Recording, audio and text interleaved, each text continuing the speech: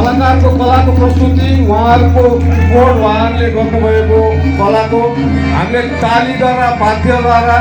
उहाँहरूलाई सम्मान उच्च सम्मानका साथ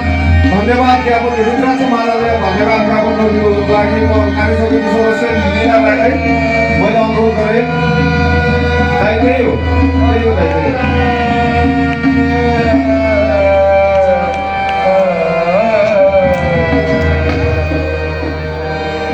रुद्राक्ष माला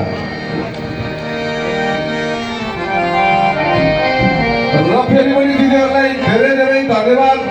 साथै जोरदार तालीले उहाँलाई स्वागत गरौँ। बाबा पशुपतिनाथ की धन्यवाद दिदीहरूको उपस्थितिको लागि धेरै धेरै धन्यवाद साथै धेरै धेरै आभार प्रकट गर्दछु कला प्रतिष्ठान 19 वार्षिक